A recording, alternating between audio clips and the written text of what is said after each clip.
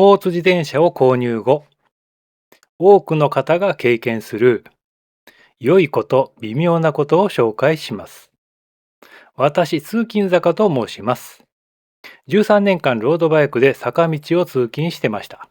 その中で失敗、試行錯誤したことを動画にしてお伝えしております。早速紹介します。私、13年前ロードバイクを買いました。あまりに嬉しすぎて家の中に入れて眺めたりいろいろ動かしたりしたんですね。この自転車ジャイアント社の TCR1 といって当時12万円くらいで分割払いで購入しました。アルミ製でギアやブレーキなどは105というレースもできる本格仕様でした。ただ家族からは邪魔だやめてくれと非難合々でした。お構いなしに私はニヤついて一人で解説をしております。ギアチェンジはここで。どんなに嬉しくても家の中に置いたらダメです。家族関係が微妙になりますのでやめましょう。家に置くのは1日だけで、もっぱら外を走りまくりました。これは少し家から離れた海、二見町、有名な川、肱川大洲市、愛媛県の代名詞、しまなみ海道。都会、東京の池袋にも行きました。あと、お城、大洲城、今治城。山、石鎚山とか、ここは石鎚山ヒルクライム大会が開催されます。ほとんどの人と同様にいろんな場所を嬉しがって行きまくりました。いろんな場所に行けたので本当に良かったです。でも2年目に不満が出てきました。荷物をもっと運べたらもっと良いのにです。そこで収納グッズを買いまくりました。ポーチ、サドルバッグ、トップチューブバッグ、荷台。で、結果、このようになってしまいました。ダサい、かっこ悪い感が伝わってきます。でも気持ちを切り替えてたくさん乗るので通勤これでしました。こんな感じです。1年ほど通勤しました。結果、ポーチは容量不足、トップチューブバッグは足に当たって邪魔。で、微妙ということになりました。荷台も掃除時は邪魔でこれも微妙でした。サドルバッグは取り外せて邪魔にならず買ってよかったです。次4年目ぐらいにまた不満が出ました。ロードバイクはスタンドないしお店コンビニに気軽に立ち寄れない。あと盗難やいたずらが怖いしお手軽さが欲しい。そしてこれを購入しました。未完成のクロスバイク。完成まで残り 30% の状態で格安でした。2時間ほどで完成です。値段4万円。ギアなどはシマノ社クラリス。しっかりしたものです。クロスバイクはちょい乗りできて、気軽に駐車できて、近所の買い物、景色が良い場所、観光地を巡りました。大変重宝してよかったです。次、6年目に不満というか、カーボン製ロードバイクに興味を持ってしまいました。散財まっしぐらです。でもカーボン製は高価なんですよね。なので自作を考えたのは自然な流れでした。ヤフオクで5万円でカーボンフレームを購入。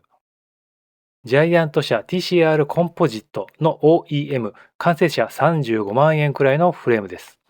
ホイールは新品4万5千円。海外通販で当時円高で安く買えました。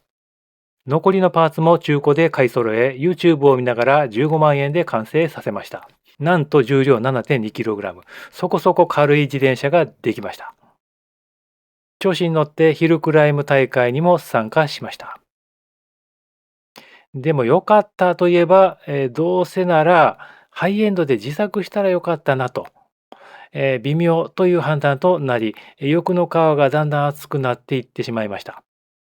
そしてハイエンドへの思いというか不満が高まって、ジャイアント社の最上級種 TCR アドバンスト SL の中古フレームを 6.5 万円で購入し作ってしまいました。6.49 キロ。まあまあ軽いんじゃないんでしょうか。作り方。ハンドル RXLSL 中華新品5599円。サドルエリータ中華新品7322円。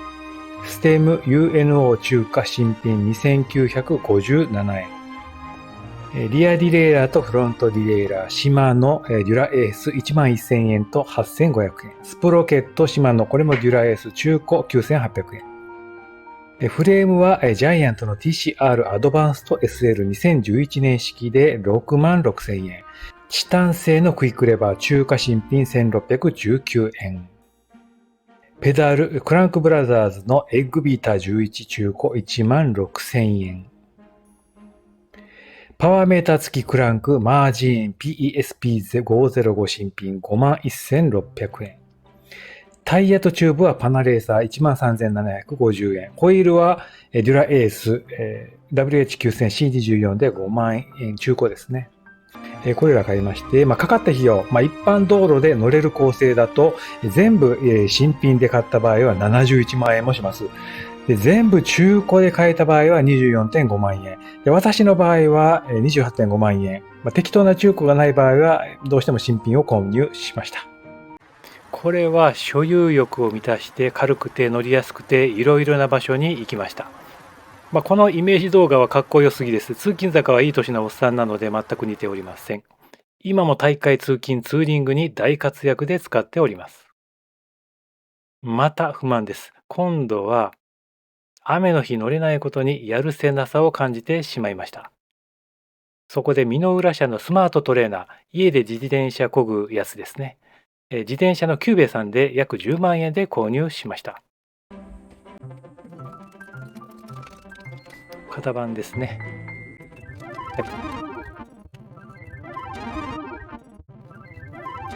2時間で完成でした。雨、雪、強風、極寒な日などに乗っております。買ってよかったです。家族も乗っております。次。11年目、また不満が。大会以外にも自転車に関係する活動をいろいろしたい、知りたいというものでした。そこで目をつけたのがサイクリングガイドでした。これは自転車旅行のツアーガイドのことです。その講習が自宅近く愛媛県であって参加しました。プロのレーサーが講師をされ、スタッフも自転車超上級者ばかり。大変刺激的で本格的勉強になりました。この研修を受けて石鎚山ヒルクライム大会の下山誘導スタッフとしても活動できました。なのでこれは本当に良かったです。次、不満ではないけど自転車をもっと知りたくなってきました。そして本を買いまくりました。